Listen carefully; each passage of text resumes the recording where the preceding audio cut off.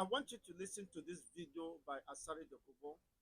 That's the invasion of the eastern region of the Biafran territory is ongoing now. When you're fighting for self-determination, it can take any means, because the person oppressing you will not allow you to just go.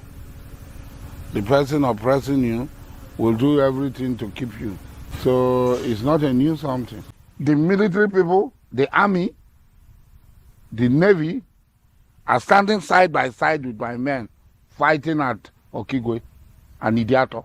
Now, in Imo, they are saying that insurgency will not end. Ekpa, Simeon Ekpa. Who is Simeon Ekpa?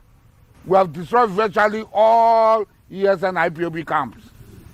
As I'm talking to them now, as we are talking, we are standing side by side with them at Ideato and Okigwe today. That's an operation. Okigwe Ideato is under siege. The military operations are ongoing. Unfortunately, those who are supposed to champion the cause of the defense of the territorial regions of the Biafrans are dragging for position. Why people are being apprehended, people are being killed, harassed. Just imagine Asari Dokubbo affirmed that there is an ongoing military operation going on in the eastern region. And what happens to those who travel for Xmas or for other occasions? How will they be treated? That is the important thing I believe the Biafran government and the cabinet should focus on. Unfortunately, as Simon in my absence has created a very wide gap and lacuna that unfortunately none of them could fit in to address this mishaps. Now, Asari Dokubbo affirmed and understood by his own submission that the Biafrans are fighting for self-determination. He never denied that. He said when you are fighting for freedom, for self-determination, that the oppressors who has been oppressing you will not let you go. They will do anything possible to keep you under subjugation. And now the question is, if Asari Dokubbo understood that these Biafrans are acting within the ambit of the law, and it is within the international satisfied or protected right of their self-determination is their right, inalienable right that cannot be denied by any person or government or interest.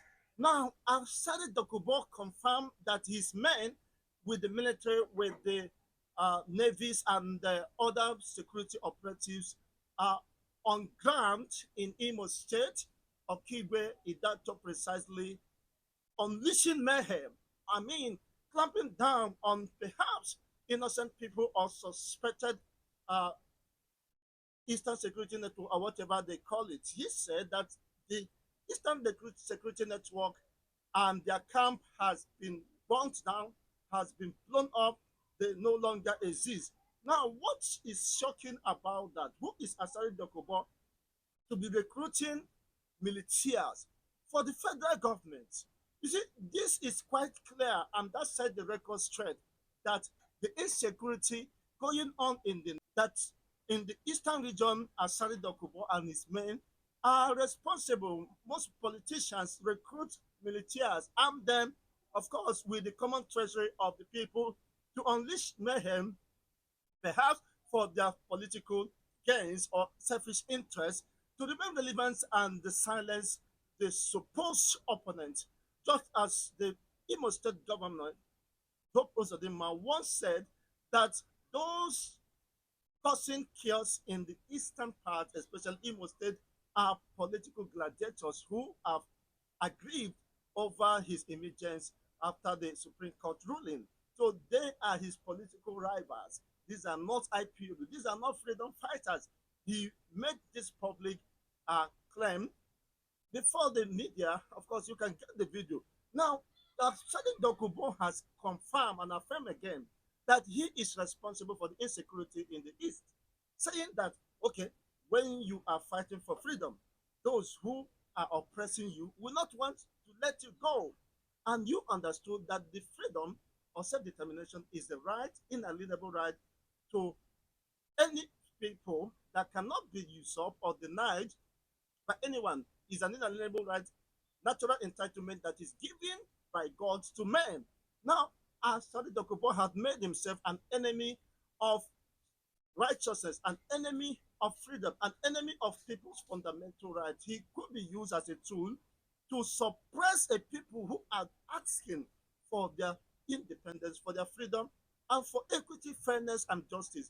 It is quite unfortunate, but most unfortunately, that the Biafrans who should be fighting to defend the territorial integrity after the declaration restoration of the Biafrans they are fighting over petty things, fighting over who will eat what and who will take what.